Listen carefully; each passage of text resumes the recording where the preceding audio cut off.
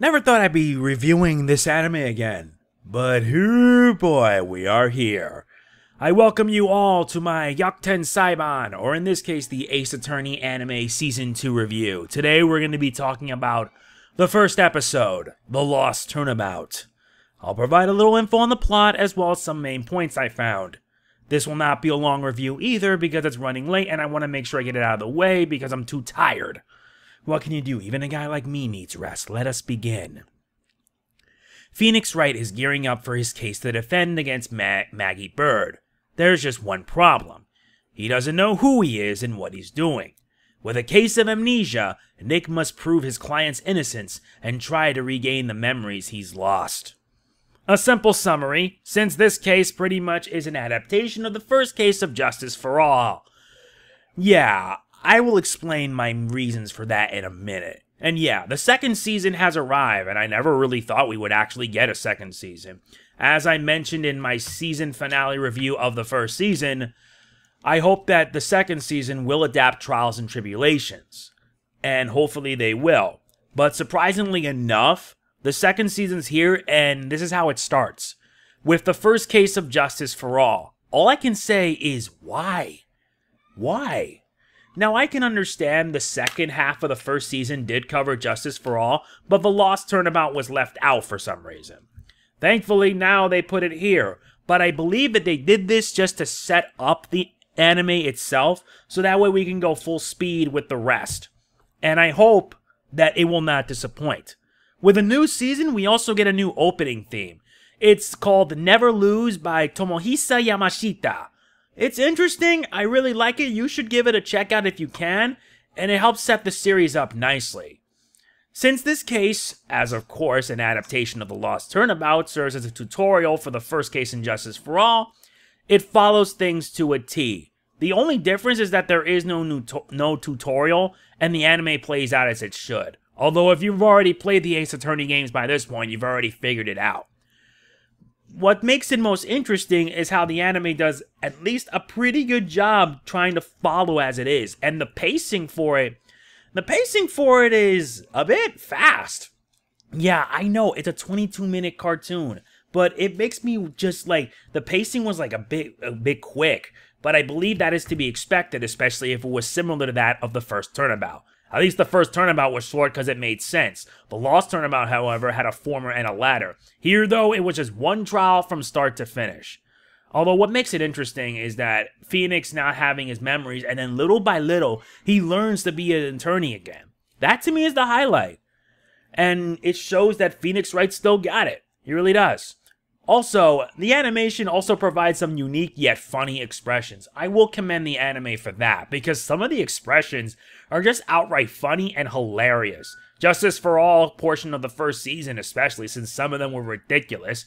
But hey, what can you do? At least what they had, they were able to pull it off. It is nice to get to see Phoenix Wright and Maya Fey again. Even if it was like for most of the episodes, since Maya doesn't appear until almost at the end. Phoenix took center stage, and he does his best. We also get to see Maggey Byrde. And Maggey Byrde's going to end up being a recurring witness in a later case. Just saying. I did like that the episode sets up to introduce her, and it does well. Also, Dick Gumshoe's back, and you can tell that he has feelings for Maggey Byrde. I cannot blame him. I really cannot. You want to know what I really wish for personally? My wish for the second season is, like I said, that the adaptation of Trials and Tribulations is solid, is that it is faithful. That to me is what I want. But how much you want to bet that they'll either pull it off or screw it up? I don't really know for sure, because with the first season they at least did their best, although I feel that there was a lot they missed out on, especially at the end of the first part, where we didn't get Rise from the Ashes. I know, time constraints, but the least they could do is maybe, just maybe have an OVA focused on Rise from the Ashes, which can at least explain what Edgewood was doing during Justice for All. And since considering that Trials and Tribulations is going to be introducing other characters, this brings up another point. With the next episode that is showed in the preview is adapting the Stolen Turnabout, and the fact that this season will probably be 24 episodes, the only thing I hope is that Mia's flashback cases, such as Turnabout Memories and Turnabout Beginnings, will be there. Personally, if I was the one who would do an adaptation of it, it would have the first episode, the Lost Turnabout, to set things up. Then afterwards would be the Stolen Turnabout, and then Recipe for Turnabout, which would probably give Maya an excuse to be Mia in a waitress outfit. Not that I'm complaining. And then in between that and Bridge to the Turnabout would be the flashback cases, starting with Turnabout Beginnings and Turnabout Memories. It would not only help tie the series together, but it can also help tie the trilogy together. Since, after all, Turnabout Memories was the first case where she took on a young Winston Payne, and Turnabout Beginnings was case 4, which was Mia's first trial. And it ended as well as you would expect, albeit very depressing. The only thing I hope, as well, is that, yeah, we got like so much of that objection theme throughout the first season that the second half of it, we didn't get an objection, the Justice for All version. I hope that there will be an orchestrated version of the third theme, aka Objection 2004, in this series. Only time will tell because I'm only hoping. But either way, I'm really intrigued. The episode is good. It's a good start. Good way to get you guys up to speed on the rest of the anime and the like. But compared to the first Turnabout, I feel that the Lost Turnabout leaves a lot to be desired. Especially considering with how Phoenix Wright was able to solve the case. Because in the game, he used a business card. In the anime, he just tells Maya to dial his phone number, and then Richard Wellington breaks down. Although I did kind of like that scene where the judge, in his dream, like slamming the gavel down. It was an omen in Justice for All, but I felt it was done poorly here than in, well, in Justice for All, of course.